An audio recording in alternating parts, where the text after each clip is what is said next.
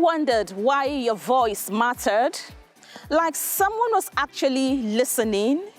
In Cross River State, that's the vibe right now. Governor Bassey Otu, they call him the Sweet Prince, but it's more than a nickname, it's a promise. He's not just talking about change, he's rolling up his sleeves and making it happen. Forget politics as usual. This is about real people, real lives, and the real season of sweetness that's blooming across our dear states. Welcome, I'm Imani Ode.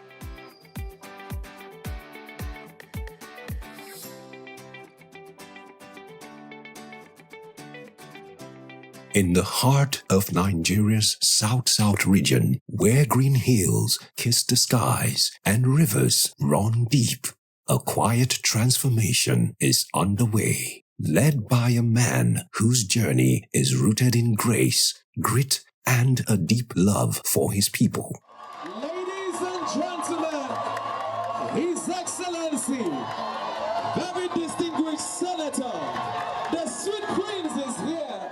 Governor Bassey Edet Otu, affectionately known as the Sweet Prince. He's a governor that tells you what he means.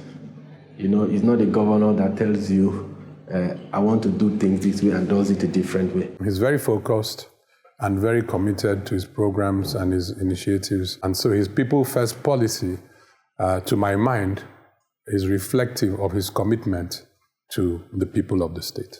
He's a focused person. I see he's poised to delivering, and then he will deliver. He's working hard to take the state not only to what it used to be, but to another level, because we had grown past that level of yesterday. He's always put the people first in his policies, in his projects, his programs, even in the selection of his cabinet. He looks for people-centric people to work with him. And that, for me, is a man that has said this is what he's going to do, and he has done that. His Excellency Senator Prince Bassey Edet Otu has done well, considering the fact that he's just barely 2 years in office.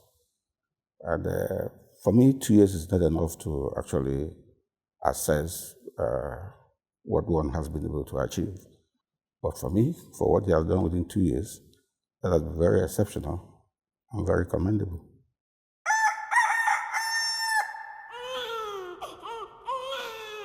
Born in Adiabo, Odukpani local government area, Bassey Otu's story begins not in the corridors of power, but in the warmth and simplicity of community life. He was born here and we grew up and schooled around this neighborhood across.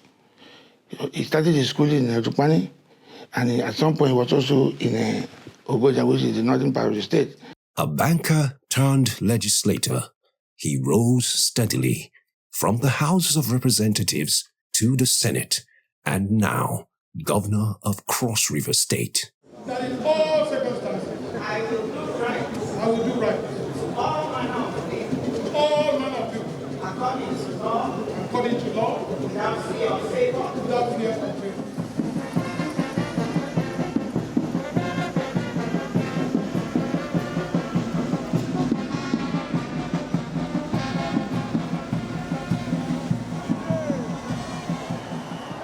The definition of leadership is about sacrifice. Prince has sacrificed his time, his everything to make sure he's been working for Cross River. A governor can decide to face the big boys, or he can decide to face the common man.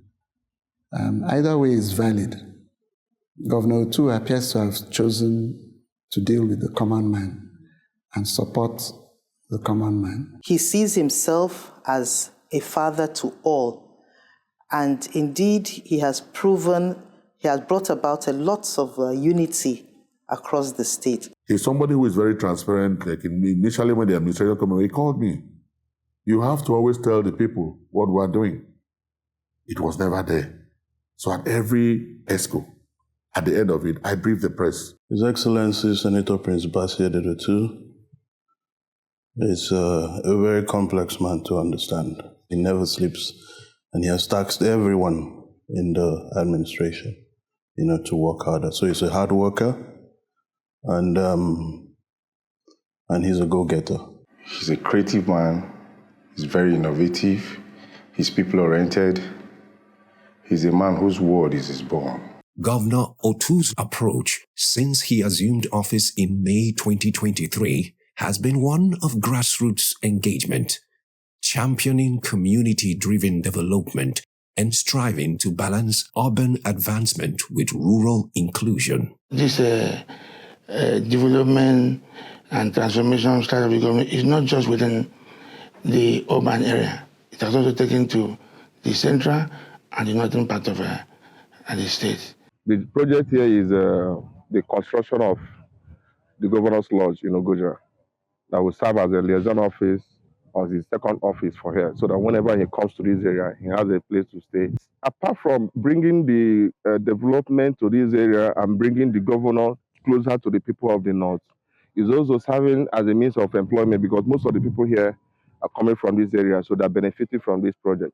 And when governor stays there, definitely there'll be a lot of activities going on. 2 years into his administration, Otu has set a remarkable pace, not only in execution, but in renewing the faith of his people.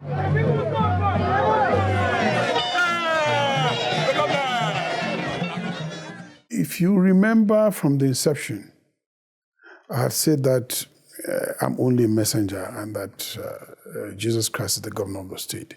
If you look at it majorly, I believe that it's all divine intervention. Because what we have achieved within this short space of time, you won't believe it. We know where we took off from, and we know where we are today. His Excellency Senator Prince Bassey Otu came into government prepared with the right attitude, with a roadmap. And that makes things a whole lot easier, because once you have a roadmap, you know exactly where you're headed. And that is why we're heading in the right direction. We can acknowledge that he's committed, focusing on key areas that have an impact on the livelihood of the citizenry. He has a human face. And I must say that he will give you wings to fly. He will give you an assignment. He doesn't need to come around you supervising you. He will give you an assignment expecting, like he would say, premium or nothing. I'm one of those who said that he hasn't disappointed. I mean, he was elected to provide leadership, and I think that that's exactly what he's done. Under his leadership, significant developments have occurred in the road construction projects across the 3 senatorial districts of the state. From Calabar to Obudu, the landscape is changing. In order to open the economy, there must be roads. There must be roads. Like the Opoma Ransom, that Okuku market was an international market. When I was a student there in Federal School of Art and Science, and we used to go there, traders, people come from all over Nigeria, Sokoto, name it, to come and buy things there. So that road is very, very important. Road rehabilitation has taken center stage. Once impassable routes are being reconstructed, opening doors to commerce, transportation, and tourism. There have been road rehabilitation across the 3 senatorial districts, from here in the south to the central and to the northern part. Those who come into Calabar in those days will realize that the moment you are into the city, you realize that there will be tankers, all over the road, the major entrance road to the city. So the governor, as part of his first project, decided that he will attend to the Esokotan project and decided to dualize the road. By the grace of God, today you can see that that aspect of inflow of trucks in the Murtala Mohammed Highway has ended. And it didn't just dualize Esokotan. There are other activities that linked up Esokotan with the NPA port. There are other tanks found within the NPA and the APZ. So His Excellency in his wisdom decided that he needs to link up the Esokotan with the NPA. So we didn't just dualize, but we also link up Esokotan into NPA. The Adiabo-Ikoneto Road, after over 3 decades of abandonment, is witnessing ongoing construction efforts under Governor Otu's administration. The Adiabo-Ikoneto Road, that is a very important artery because the other Calabar 2 road, despite all my efforts, has actually been a big trap for movement of vehicles. Sometimes, at times, people sleep there for 2 days. At times, people sleep there for 3 days. But with the opening of this other one, traffic has been made easy. People now take there and within a space of probably about an hour or under, they've crossed over into the other road and then they are on to move. Before, this site is swamp area. Nobody can penetrate here. Nothing like even a bike, even in lake, nobody can penetrate here. But now, I thank God, even motor, cars, and even walking on the, we penetrate now. There had been a lot of efforts by federal government, successive governments within the period to ensure that that road is completed.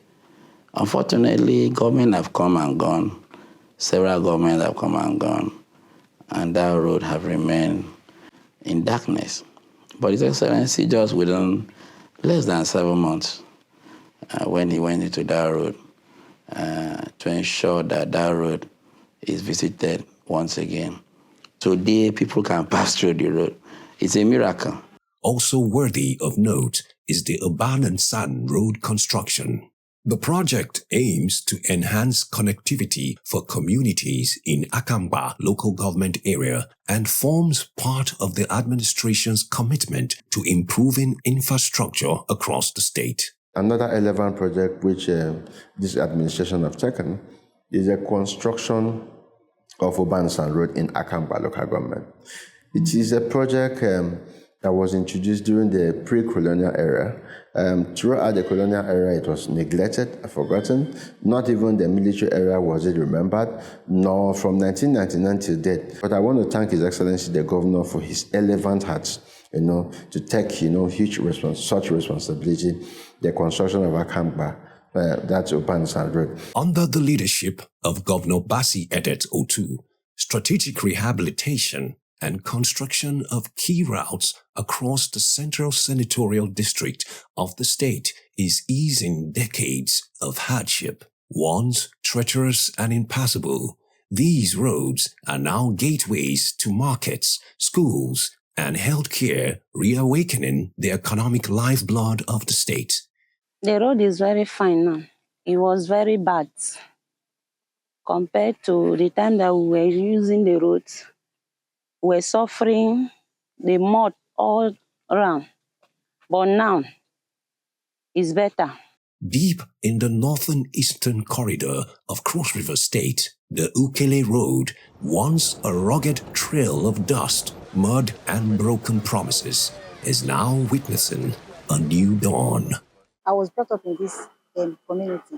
We, the women, have gone through hell just because of this road. I know how we've been suffering. Most times, even the women of Ukele are not lazy women. We are active women who works very well. But even with the efforts of our work, it's just as if we are not hardworking women, just because of the road. Well, the ongoing of the work is a perfect work. It's a work that even with the women, we're not expecting it to be this way. Sometimes our children comes out to just see because it's just like a film to them.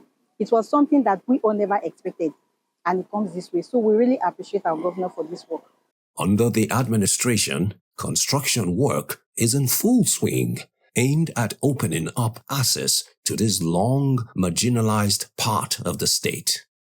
For decades, the people of Ukele have endured isolation and economic stagnation. But with this intervention, movement is becoming easier, trade is reviving, and hope is returning. Vehicles could not even access the road. The road was very bad. We only convey our products our produce or garri, whatsoever, through bikes and trucks. The road was as bad as that. But thank God, His Excellency Prince Bassey II haven't seen what the people of Ukele are passing through, awarded the roads, and today, every one of us, we are happy. From the depths of our mind, we are happy and we are grateful to His Excellency. The Nduk Junction, a vital intersection in Cross River State's transportation network, is finally receiving the attention it has long deserved. Once notorious for congestion, flooding, and poor visibility, the junction is now being redesigned and rehabilitated under Governor Bassey Edet Otu's infrastructure renewal plan. We've gone past the time that the governor will say that he's not a governor to fix potholes. The governor is doing some good work in terms of taking care of the road networks in Calabar, and I see that they are doing some work in Ogoja. In Otu's administration, transparency is not an ideal, it's a standard. Participatory budgeting and open governance are becoming the new normal. Transparency is the key word. We can see from his projects. You look at his budget. I've been a product of a good budget and bad budget. I mean, in my days in the House of Assembly, I was chairman appropriation and then a speaker. So I've seen how budgets are being run. But every year, I look at the budget of my state and I see you look at key performance indicators and keep it there and say, oh, at the end of the year, you see if we've met your expectations. And so far, we are doing well. The internally generated revenue, IGR, has seen a sharp rise. Leakages have been blocked and resources now directed to where they matter most. Within a period of 18 months, our IGR increased from a possible 18 billion to about 46 billion. Most of our leakages from all these agencies and all that have been channeled to one account system. We've successfully transited from the cash basis of accounting to IPSA's accrual basis of accounting, which promotes transparency, proper accountability, documentation, recording, and evaluating our performance. When His Excellency came, and through our activity as SEBA, we were able to reposition Cross River State as MTEF compliant states. You now apply for your budget clearance. Under 24 hours is digitally released. You can confirm it from any MDE. That's what His Excellency has done. Strong institutions are the backbone of good governance. Governor Otu has revitalized public assets that empower administration, local service delivery, and education. So much has been done in the education sector, I can tell you. One of the basic intervention, or what we call palliative, that was done in this sector, was the payment of WAEC registration for Cross River Indigene. His Excellency, the governor, released over $500 million naira for over 16,301 Cross Riverians. And then he has also sustained that again this year. We paid for about 14,801 students again. Aside from that, we have a brand new university we call University of Education and Entrepreneurship. Not just that, we have also established a College of Agriculture in Ububura. These are all the transformation that is going on. The once forgotten and abandoned state library is alive again, a powerful symbol of the governor's belief in knowledge and youth empowerment. Look at the Cross River State Library. It was right in front of the government house, and it was an eyesore before now. But this government has fixed that place, decided to take it as the responsibility of government that it is. and give it the priority it deserves. And they have fixed it. Without a proper library, there can be no proper education.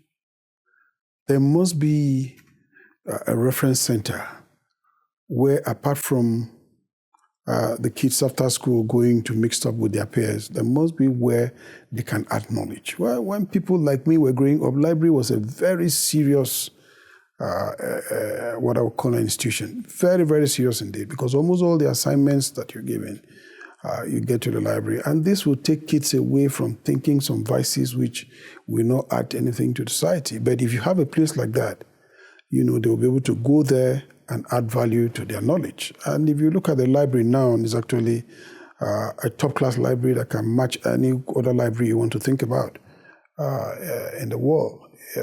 It's a very modern library indeed, and we're making sure that all the requirements are put in place so that by the time that goes on, you will now see traffic that will be moving towards the library, and the cross-regions will be the better for it. No state can undermine library. Even the governor of this state, if you want to have his quiet time to even look at what can I do, he has to enter that library. Not just library, not just talk with books, but digital library. That is what we are having now. And I commend His Excellency for taking that bold step. Even the remodeling of the governor's office isn't just cosmetic.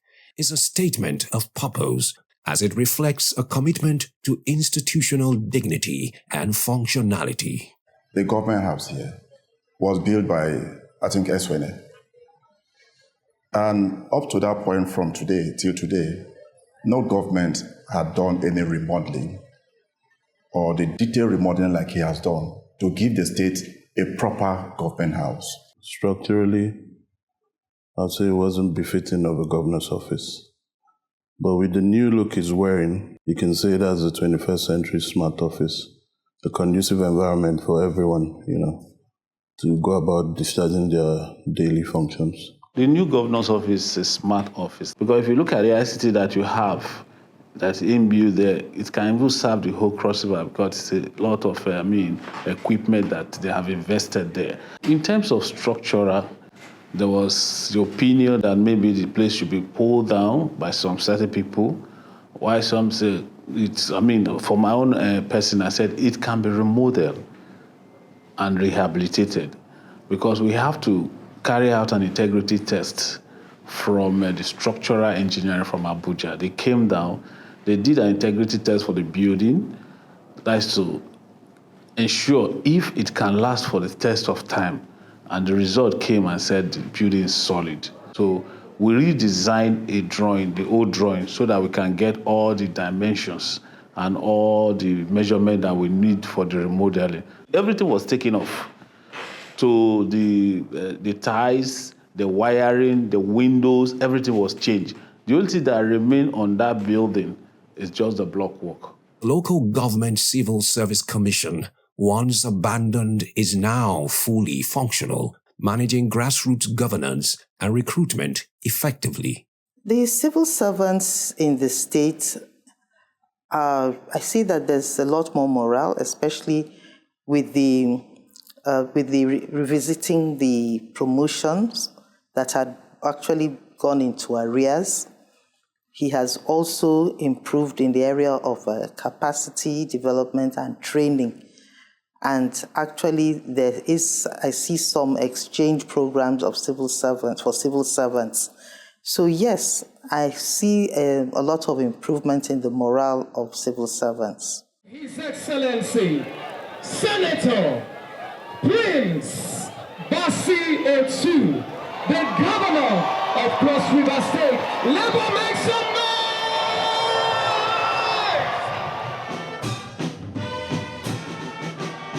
Governor Otu has earned a solid reputation as a labor-friendly leader, a testament to his unalloyed commitment to the welfare of workers across the state. It's been the first time in our service that we've heard of increment of salaries. We met our minimum wage at 24,000. His Excellency gave us wage award and got it to 40,000. And under 3 months, we got a 70,000 6,000 naira minimum wage.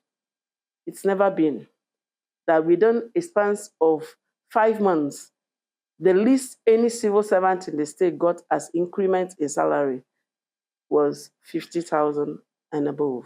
From the release of 10 billion naira for the payment of gratuity, to prompt payment of salaries and pensions, to improved working conditions and open-door policies for dialogues, Otu's administration has fostered a harmonious relationship with the labor unions. We've done already from 2009 to 2016.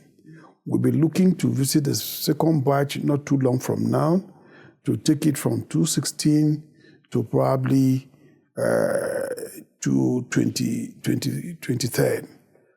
I think the moment we do that, we must have settled that score.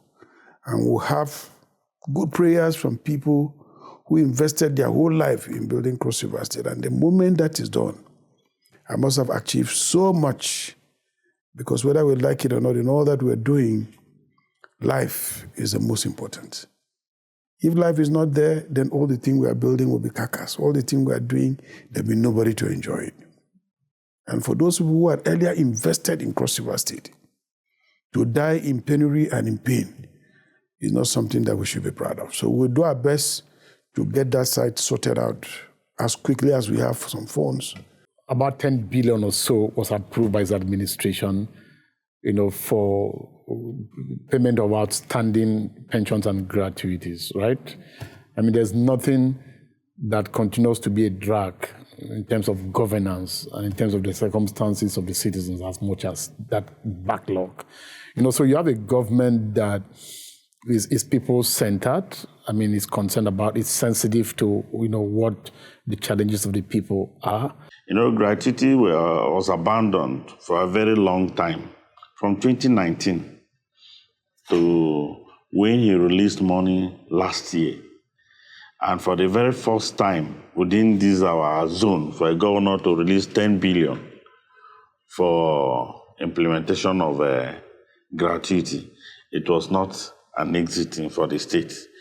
That from the workforce or from labor acts will continue to give him thumbs up throughout, because he did wonderfully well. And the thing has helped us from labor side to reduce the pressure we're having from our parents who have served the state meritoriously for these 35 years and the other way. This award, ladies and gentlemen, is for the Governor of the Year 2024 Economic Transformation.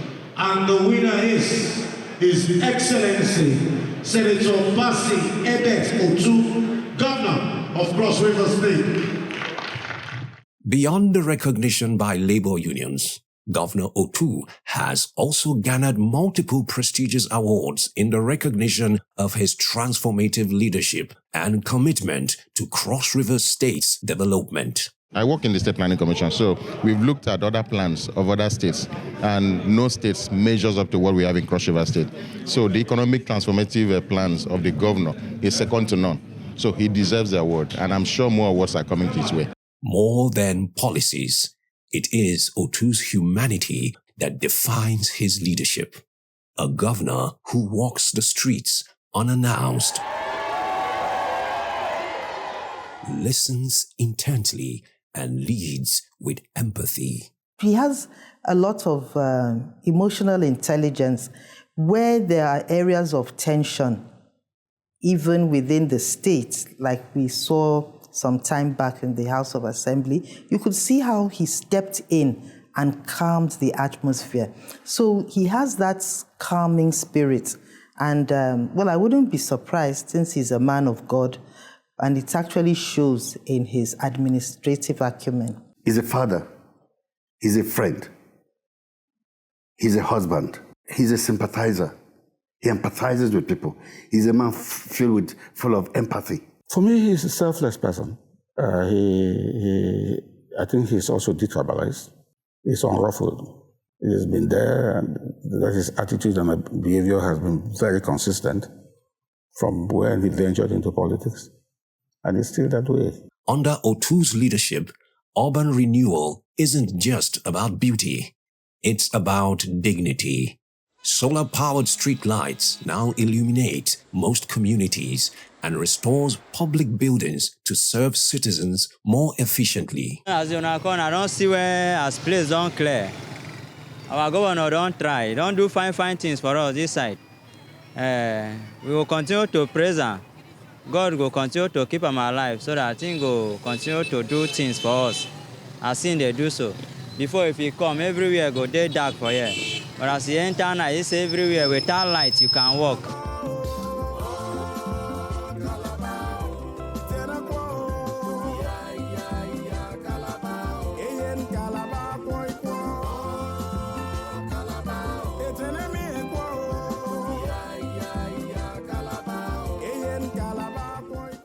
Calabar's legacy as one of Nigeria's cleanest cities is not only being preserved, it's being elevated. Cross River State before was rated as one of the cleanest states, if not in Africa, West Africa. But if you look at records, we are going down the drain. Today, when we came on board, we had to swim back to that glory of being the first state, the first clean, serene, and green state in Nigeria. Any investor that wants to come and operate in Cross River State, please come. The environment is conducive.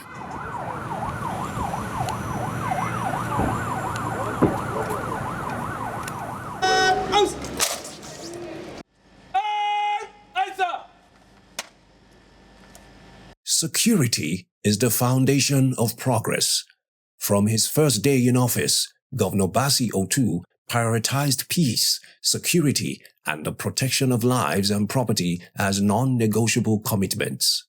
Through the provision of patrol vehicles, enhanced communication tools, and strengthened interagency collaboration, Cross River State is witnessing a steady decline in criminal activity across former flashpoints.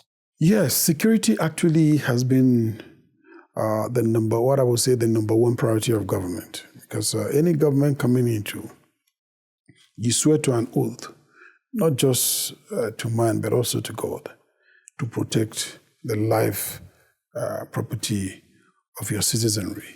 If you look at the state today, I think the state is about the safest subnational that we can think about in the Federation. We have investors coming in droves. Additionally, the state is focusing on rehabilitating security formations. Through these multifaceted strategies, the administration aims to strengthen its security framework, promote community resilience, and restore its status as a safe and thriving destination. We've tried to upgrade the different security services compounds to make it look quite honorable in a way and manner, very serene.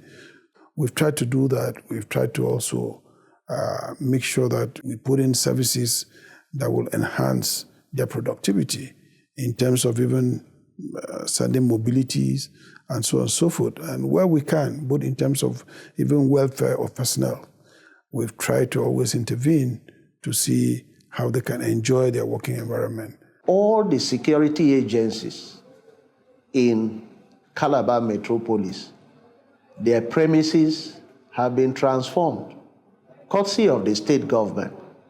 Let me say that one important takeaway or advantage from what we have done is that this has encouraged the security formations to drive the security architecture of the state properly. So crime has been reduced.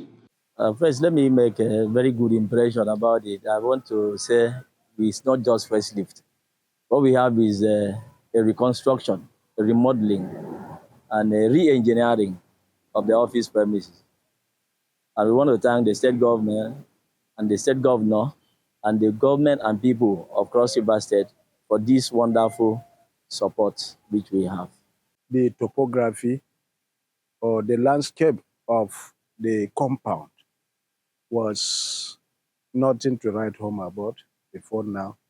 But you can see right now, if I ask you, not on punishment basis, but if I ask you to roll on the ground here, I think you'll be happy that you are part of those who have been asked to roll here. Very beautiful, very everything that can give the conducive atmosphere and environment for officers to perform.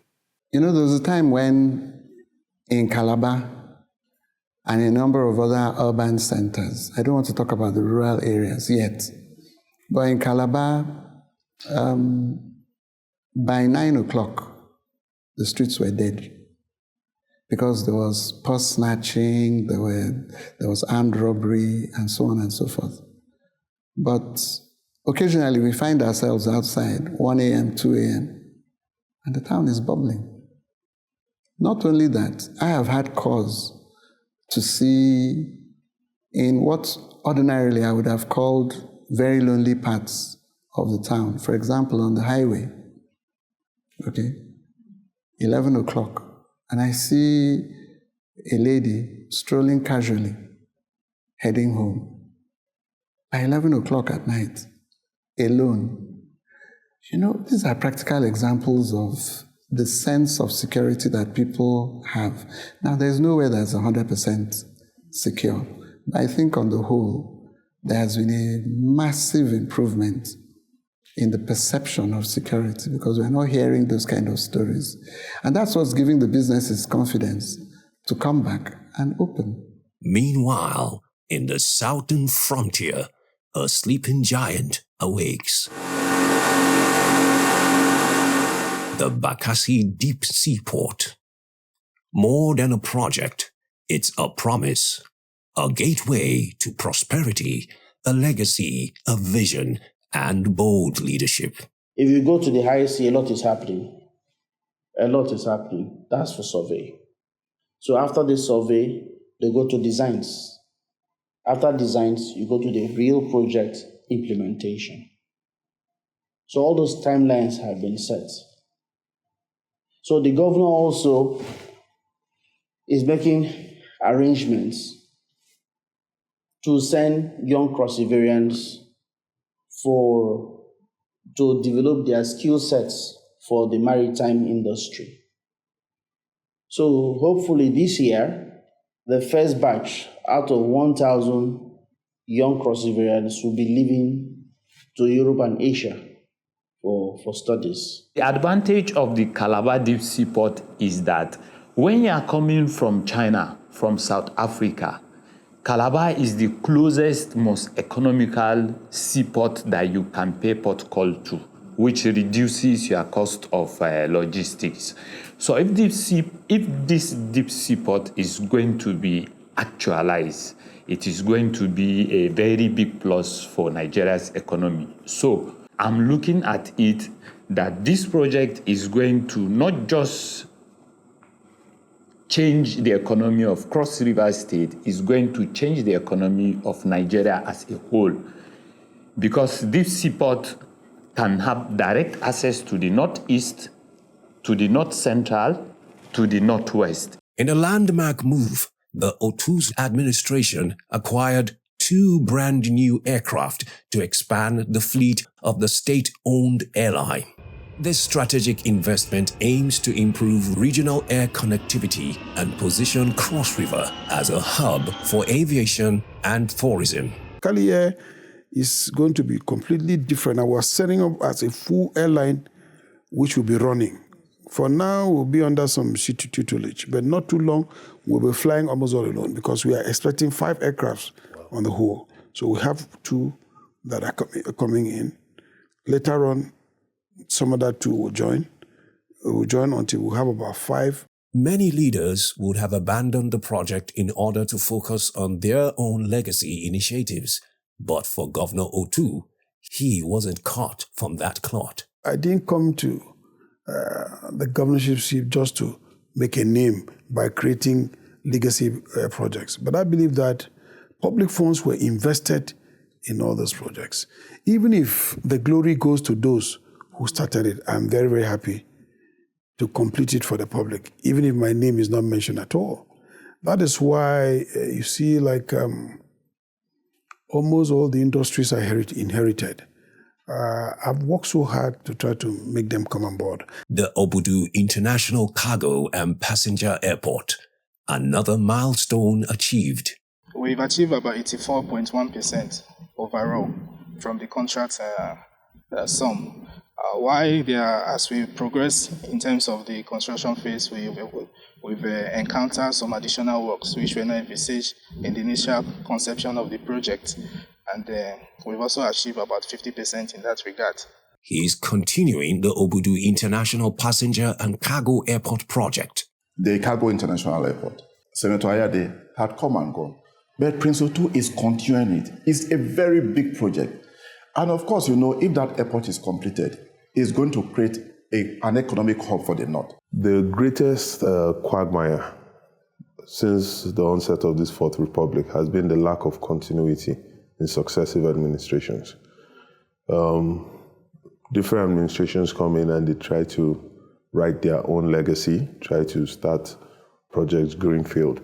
But what Governor Basio Otu has been able to demonstrate is what President Asiwaju demonstrated in Lagos, which was continuity after himself, to Fashola, to Ambode, and of course to Sanwo-Olu. And the life cycle of certain projects sometimes may take longer than the lifetime of an administration. So when you see the Obudu Cargo Airport getting closer and closer to completion, you understand that that is a man that understands the investment that has come in by previous administration and has sought to continue that. When you see the expansion of Cali Air by the acquisition of new aircrafts, you understand that that is continuity in progress. So his efforts at continuity of successive administrations, you know what I mean? And that's what I must give him credit for. He's not come in and discounted any of his three predecessors, and we must acknowledge that. So he's probably identifying key policies and programs that each of those three administrations initiated, which he believes will be in the collective interest of our people, and he's implementing them. Under Otu's leadership, the vision is becoming a reality, with runways, terminals, and a future ready for takeoff. That airport is about, I would say it's about 80% completed.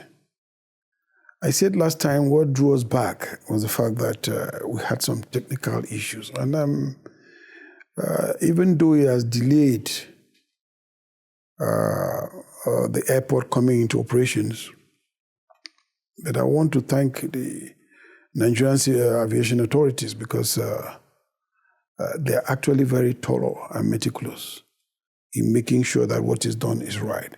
So even though it's delaying or and it's painful, we have to just follow the protocol to make sure that at the end of the day, the proper thing is done and everybody will be happy. But in terms of it coming to operations, it will come, definitely. We're doing our very best, despite the paucity of funds, to make sure that it comes into operation.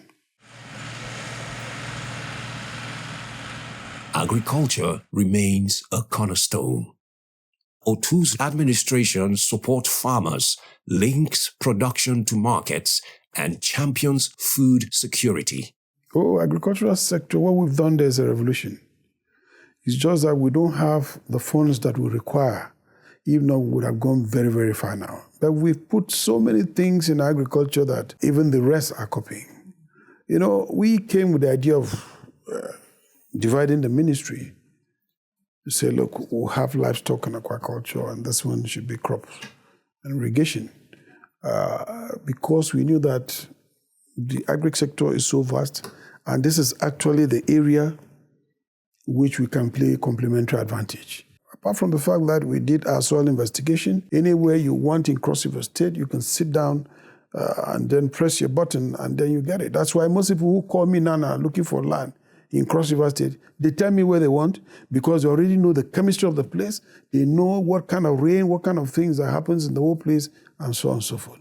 Which means that if you go to Ecom now, you can say, look, these are the things that can possibly grow in Ecom. You go to Abi, these are things that can grow in Kureku, in Tigidi, and in this place and that place. So people can focus directly. Instead of planting something that will wither after a while because you just taking chances. Now you don't gamble. You know exactly what will grow there. I'm a beneficiary of his efforts to ensure that one of the agri-business I am involved in is being seriously encouraged by him.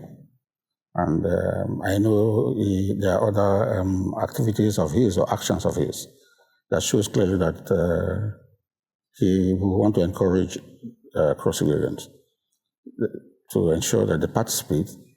I want to speak mainly on business, because I'm a businessman. I want to talk about what I know. And I know that he's doing very, very well in that respect. Last farming season, and even this season is on the way, with women, including myself, who is a farmer, we got fertilizer, we got a lot of farm inputs to boost our crop. Soft loans, interventions have been given to rural women. Job creation now wears many faces, from youth empowerment programs to tourism revival. Cross River State is what I would say the tourism destination for Nigeria, and very soon is going to be Africa much. So we are looking at different products. We are trying to see how to revamp the ranch to take it to the level that we want to. And then in terms of heritage and our cultures, we're trying to do so many things at the same time. We've not forgotten about the carnival. I think we've just come back from the unveiling because we are beginning to get international sponsors. So carnival is no more a Cross River State affair. Carnival is now international. We have international sponsors. For us in the tourism cluster, for us in the entertainment cluster, it's been a roller coaster because he's putting a lot of things in place. He gave us a marching order and said that he wants everything back. He wants it to return to what it used to be when it started from the era of Governor Duke. So we had a meeting with him. He gave us his idea and asked us to go and flesh it up. So we have a mixture, a potpourri of activities during the December. There's a theater part of it, component. There's a cultural part of it. There is a music part of it. There's comedy. There's dance. There's everything. And of course, Africa's biggest street party. I would also fail to give her flowers. Her Excellency, the wife of our dear governor, through her ingenuity, she brought about the Ikom and Ogoja carnival. You know what I mean? You know, by introducing that. And of course, she also brought back the Voices of Paradise, which is a musical choral competition, which they win as much as 3 million first prize, 2 million, and of course 1 million naira. All thanks to her. Still, the verdict from across the state is clear. Being a man of God with conscience, if you want Cross River State to know that out of nothing, God can make something happen. Out of what Cross River State was known for, that was long lost, can be returned back. And that is why he himself, at the first point, has handed over the state to God, that Jesus is the governor and he's the messenger. There is no way that Jesus will not bring out water from the rock to make sure that Cross River State have enough to reposition the state. He's a man that is down to earth. And we've seen a man who walks with grace. Because this same Cross River State that we've not seen anything special happening, that all these things are happening within this short space of time. So we appreciate him. Governor Otu is not building castles in the sky. He is laying foundations for a sustainable Cross River. He's very dedicated. He's God-fearing. He means well for the people. He's well-meaning. He's not focused on himself.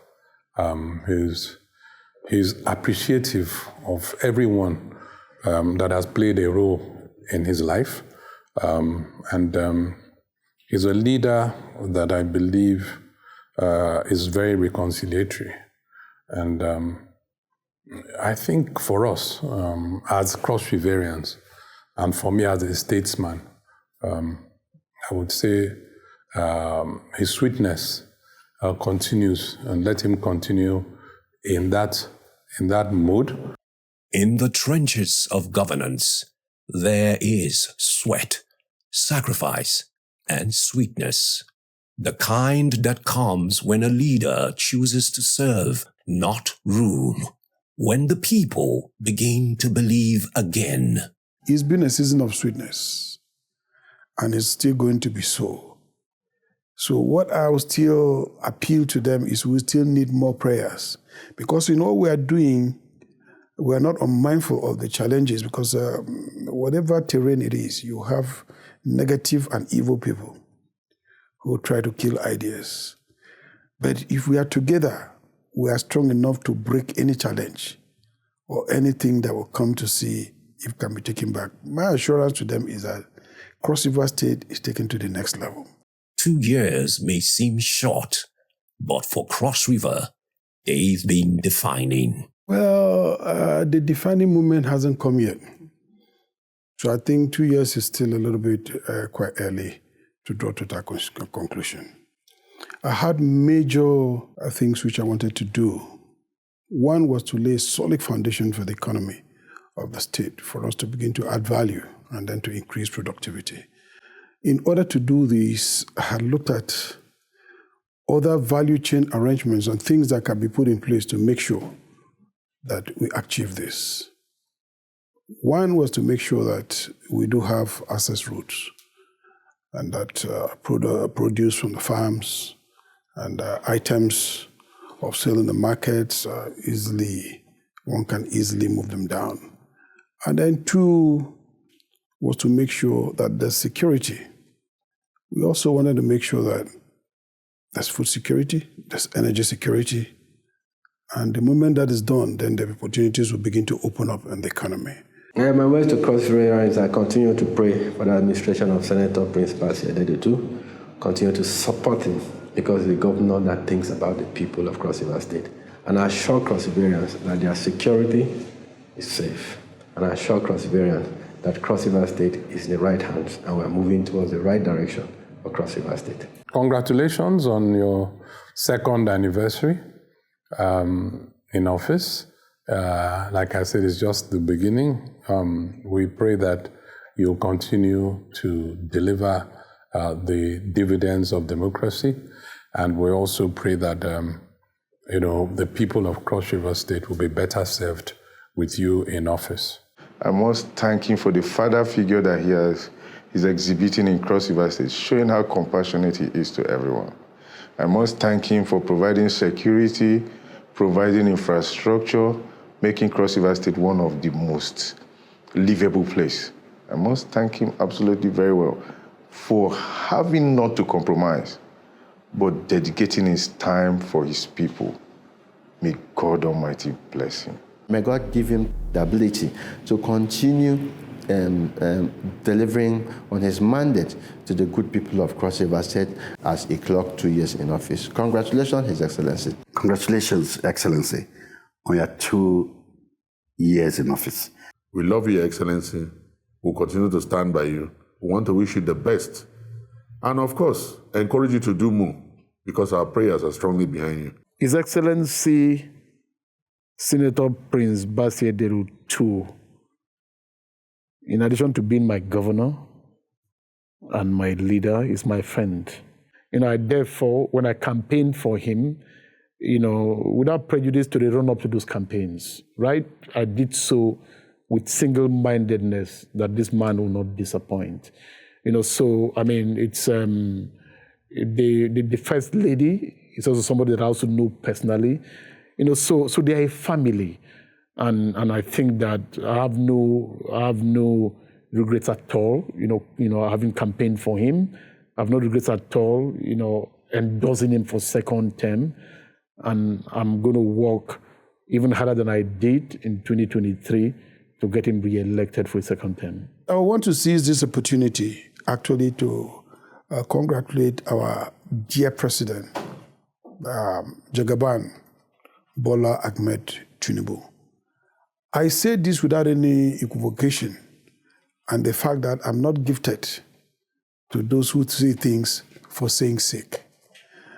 This is the first time we actually have a president that can look at things squarely and say it the way it is.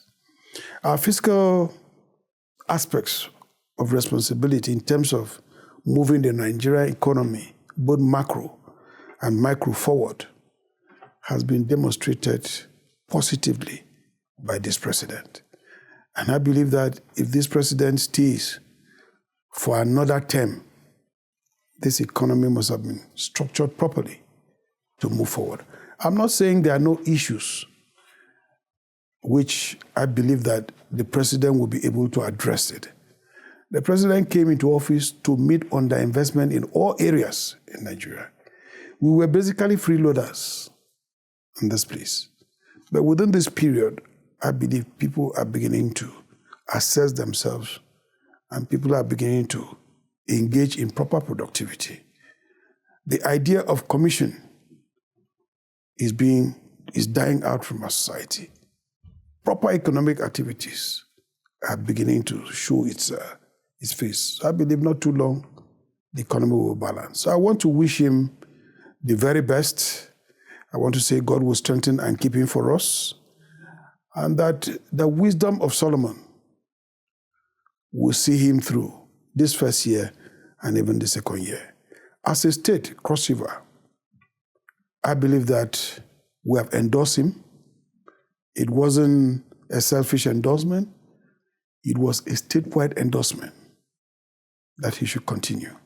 We thank him for all the projects which he's trying to set up in Cross River State, which are pure foundational and will complement our economy. And we plead that he does more. But we want to wish him the very best in office. And his very beautiful wife, who has gone around the country and has moved around to see the widows or the orphans, those who are disadvantaged one way or the other.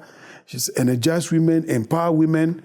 I think the duo is doing quite well for Nigeria. I want to wish them well. This isn't just a story about a governor. It's a story about a people rediscovering purpose. It's a story about a community. It's a story about hope. It's a story about change. And this season of sweetness is just beginning. Cross River is rising, and we are part of it. Thanks for watching. Goodbye.